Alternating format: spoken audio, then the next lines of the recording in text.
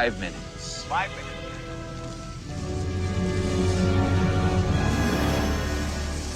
Better make it 10. Okay, 10 minutes. Hello everyone, I'm Captain Logan, and today I'm going to do something really unusual for me. I'm going to talk about a movie off the cuff that didn't just come out in the movie theater. Now, of course, talking about movies is not unusual for me, but usually my movie reviews are scripted, and as much as I'd love to do in-depth analysis for everything I talk about, there's just not enough time in the day to sit down and write out scripts for everything. There are a lot of movies that people ask me to talk about all the time, and things I see a lot where I go, ooh, that'd be a lot of fun to sit down and talk about. And so I decided this is going to be a little bit of an experiment, and we'll see how this goes, and I don't know if I'm going to keep doing these, but I'd like to, and I am certainly going to need your feedback about what you think about this format and if it's worth continuing to do. But what I'm going to try is a 10-minute timed video. We're going to go all the way back to 2009 when I first started on YouTube, when we had a time limit, and I'm going to talk about a movie for 10 minutes. And these will often be movies that I've just seen, that I've only seen once for the very first time, and these will be overview, kind of broad stroke reviews, where in 10 minutes I will say as much as I humanly can. I'll try to get out some pros and cons and maybe a little bit of analysis. Spoiler alert, these will certainly be more for people that have seen the movies that I'm talking about than have not. They might be videos that will be fun and interesting to watch if you haven't seen the movie, but I'm not going to be careful about spoilers with these, and these will usually be movies that have been out for a while. Not going to have a 2-year time limit on this, or time limit. I'm not going to have a limit where a movie has to have been out for at least 2 years like I do with Rewind. Sometimes I might tackle a thing that just came out on video, and I also am not going to do superhero movies on this show. This will be for things more off the beaten path stuff, sometimes maybe often, I mean this isn't genre, sometimes often not even genre things, but stuff that I really want to talk about or other people have asked me to talk about that I don't know if I'll ever get a chance to sit down and do a full-blown scripted review of. I also wanted to do this short format where I don't get real in-depth because there is no reason that some of these can't eventually become rewinds. And so this is kind of my initial thoughts. This will be as structured as I can make it in 10 minutes, but very relaxed, very raw, and very much my initial opinions on a thing, unless I'm tackling something that I've seen many times before. And I might sometimes do that with things too, just depending on whether or not I think it might be a while before I can get to a rewind for it. So without further ado, let's go ahead and get right into it. And before I start the timer, I want to mention that Warrior, this came out in 2011, came to me in the mail from one of our subscribers, and I don't know if he wants me to keep his name anonymous, so I'm not going to mention who sent this to me, but I want to say thank you very much for sending this movie, and now I'm going to go ahead and get started on it. Here we go. Warrior is, in a lot of ways, the modern Rocky, and it's no accident that Rocky is in big letters here on the front from a quote from comingsoon.net. As powerful and unforgettable as Rocky, the quote underneath is fiercely moving. I absolutely agree with both of those statements. I enjoyed this immensely. I thought this was an absolutely wonderful film, and I'm not planning on giving numbers for these reviews, but if I had to give this a score, it'd be somewhere between a 3.5 and a 4. Not very much wrong at all with this. Really solid storytelling, and really solid acting. Tom Hardy absolutely disappears in his role, and both Joel Edgerton and Nick Nolte are wonderful in their roles as well. This is about two brothers who are not known to be brothers by the general public, who both go into a big MMA tournament and end up having to fight each other at the end for a $5 million prize, the $5 million purse.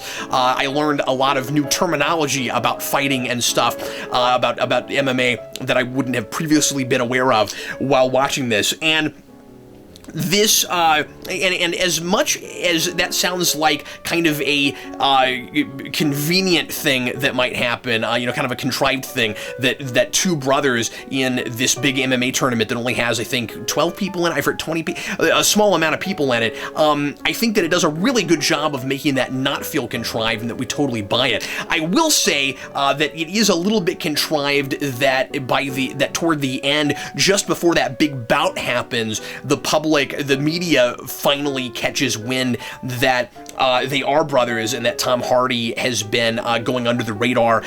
Nobody knows anything about him. He's a big mystery. That's really interesting that in our modern day of the internet and being able to find out anything about anybody, nobody can find anything out about this guy. And all of a sudden, just before that big fight, we find out that they're brothers, just so that that can kind of up the drama and the suspense a little bit. But I don't have a lot of complaints about the thing other than that. This is a movie about family. This is a movie about determination.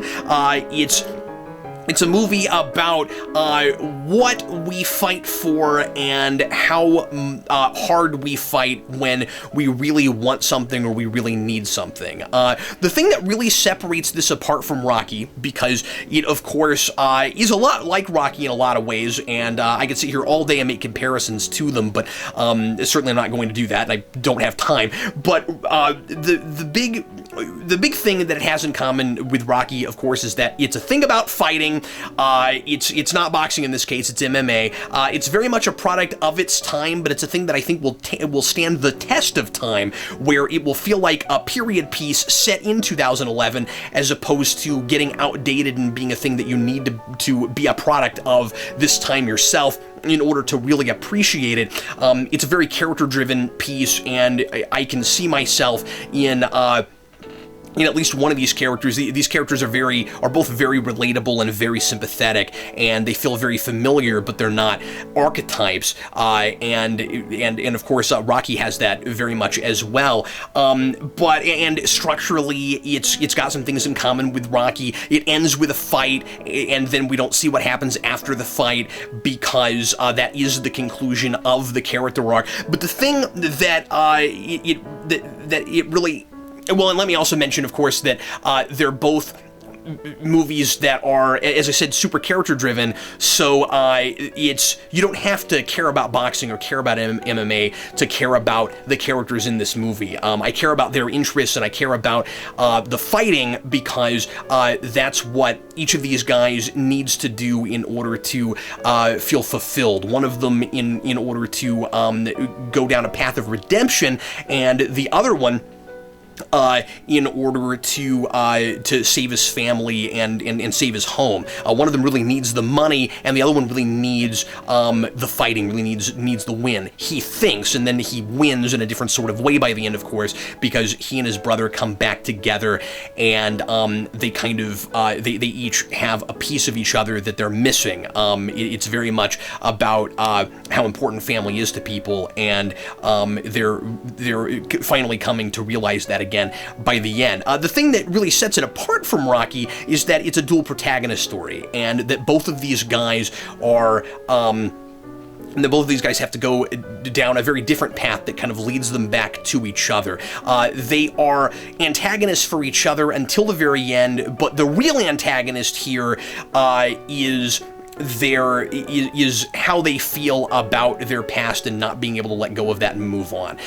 So each of them is kind of an antagonist for the other, and obviously just physically an antagonist in that they have to fight each other at the end, and they both want something that the other one is standing in the way of. But again, that fight ends with they're both coming back together, and so it ends up, it's about the money for Brendan to a degree because he really needs that, but it ends up being about their finding each other again. But the main antagonist, kind of the main human antagonist throughout this is the father, who is the catalyst that fractured the family. And he was an abusive father, and he was very abusive to their mother, and he kind of initially caused them to go down the path that they've gone down. And I really like the balance this thing strikes with making him a bad person, but making him a sympathetic person. You see the father. You see how he got to. You can kind of see how he got to the place he got to, and you feel bad for him, and you want these guys to rekindle their relationship with their father, and ultimately that happens, at least with Tom Hardy's character. I would make the assumption that it will with Brendan's as well, and that they probably will come back together as a family again, though a dysfunctional one and probably not one that still gets along the best, I would imagine. I like the Moby Dick motif a lot with the father. We see that a lot, but the thing that's kind of new about it here, the new spin on it, is that the father is the whale as opposed to Ahab, and he sees his son Tommy, Tom Hardy's character, as Ahab trying to hunt the whale, and he's the whale, and he wants revenge on him, and ultimately it's Moby Dick with a happy ending. I think Tommy is the most interesting character between the two protagonists, but I think I identify more with Brendan. He's the family man. He's having to work 2 jobs to survive. His wife works another job. They do everything they can to support their family. There's certainly, I don't know if I want to say social commentary so much as just it's a modern problem that you totally believe happening in the present day, where he's a teacher. By the way, I really like having a guy that gets hit in the face all the time, but he's still an intellectual. That's kind of unusual. Tommy is a lot more like Rocky, and he's a lot more like Apollo, but he's like Apollo if Apollo was broke. He's really smart, and he's got the street smarts and he's got the book smarts, but he isn't able to put food on the table for his family without going out and getting beaten up all the time. Talking about balance, there are a lot of characters in this, really everybody in this, could easily have seemed like a really whiny, irritating, two-dimensional person to force drama, and I never feel that way about anybody. I really like Brendan's relationship with his wife. She is constantly against the fighting, but understands why he has to do it. I was incredibly impressed with how reasonable she was about everything, and I like that at the point where she finally breaks down and says, "You should have told me about this," where he's been going out and fighting, and she didn't know about it initially, but she does. But we don't do the kind of typical TV force drama thing where she's screaming at him and freaking out about it. She understands why he had to do that. He doesn't exactly get a pass, but she's understanding. But then later, when he enters the big tournament, she says, "You should have told me about that. I wish we'd have this conversation together."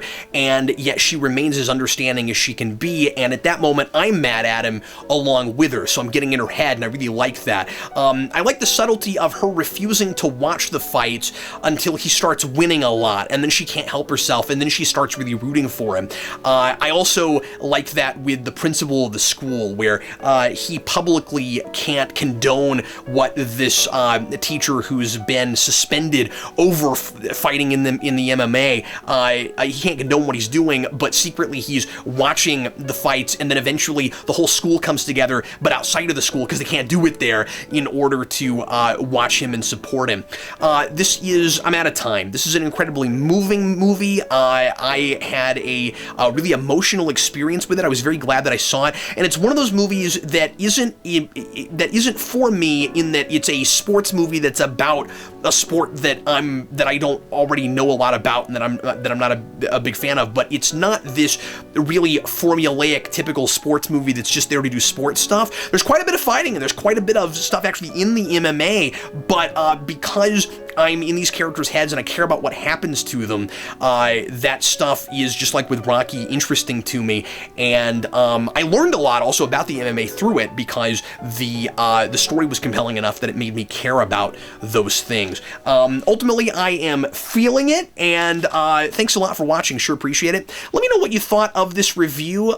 Really hard to say everything you want to say in 10 minutes, and part of the reason I wanted to do the show as well was to practice brevity, because that is not a thing thing that I am real good at. I tend to talk forever about things, and I wanted to kind of use this as a way to practice being more concise and getting my thoughts kind of collected and put together in a short and sweet and concise kind of way. So let me know what you think about this. Like I said, this was an experiment. I don't know how well this has turned out, and if this is something that people are going to be interested in seeing me do again down the line. But it's something. But these are things that I can pump out more readily in between, while I'm in the middle of working on scripted things, and it would allow me to talk about a lot more movies, and would love also to get requests and know what people would like me to talk about here on this show. So anyway, thanks a lot for watching, sure appreciate it, and I'm Captain Logan. I'll see you again with more videos here on Geekvolution.